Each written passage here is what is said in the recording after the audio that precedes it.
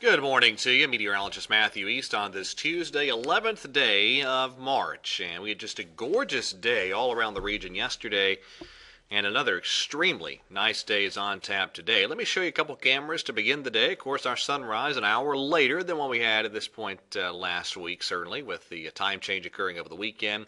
Banner Elk, not too bad, sitting at 41 degrees for our current temperature. On the other side of the state, let's check the Outer Banks. Here comes the Avalon Pier web camera this morning.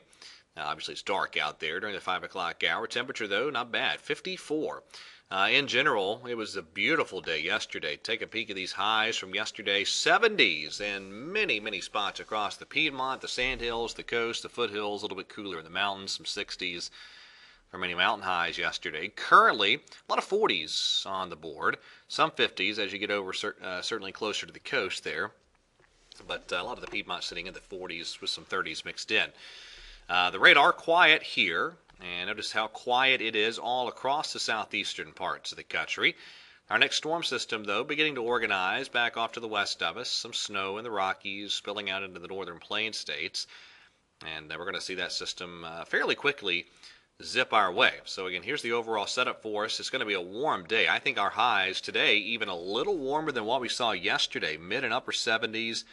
Would not be shocked at all if one or two spots managed to make a run at 80 this afternoon ahead of that incoming storm system. Cloud cover, very little of it as we go through today. That's what it looks like on Futurecast. But then notice as we get on into tonight, there come the clouds building in as that next system arrives from the west. So there it comes, the low pressure area. That'll pass off to the north. No snow or ice this time around. It's going to be rain. And not a whole lot of rain either. Not a soaking rain event like some of us saw with the last system. Just some showers pressing through at times late tonight into tomorrow. And then a big, big shot of cold air will follow this system. Look at the snow kicking in and the mountains coming up as we get deeper into the day tomorrow and tomorrow night. And this will be a very sharp temperature turnaround by the time we get to tomorrow night and Thursday. Look at the big plunge in the temperatures that Futurecast shows. Here we are late in the afternoon tomorrow, still pretty mild, but there comes that cold air just flooding in. Mountains in the single digits in some spots by Thursday morning.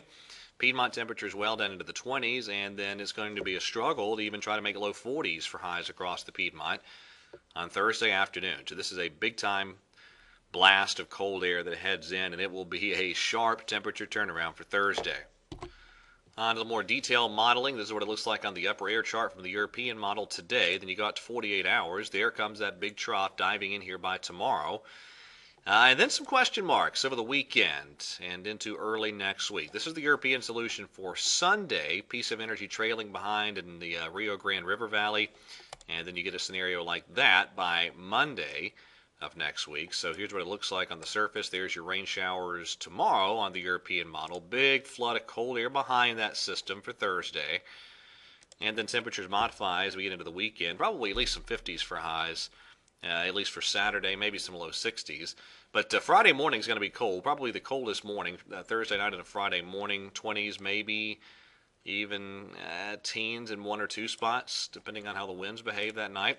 Then we get out to Sunday, and this is the European solution, showing you cold air banking in here from the northeast, some precipitation lingering around, and eventually even the potential for some snow across North Carolina by Sunday night and Monday morning. And on the GFS, it's a different scenario. Saturday, some rain, and then cold and dry, or at least chilly and dry for Sunday and Monday. So the modeling is from time to time kind of showed some funny business with this system around Monday and Sunday night. So we'll keep a watch on it. Certainly it's not impossible still to get snow with the right setup. And we'll see how the features want to evolve. A lot of moving pieces that is still very much uncertain for that Sunday, Monday time frame of next week. All right, that's it for today's edition of the video. Thank you for watching. Have a wonderful day. Enjoy the great weather, and God bless.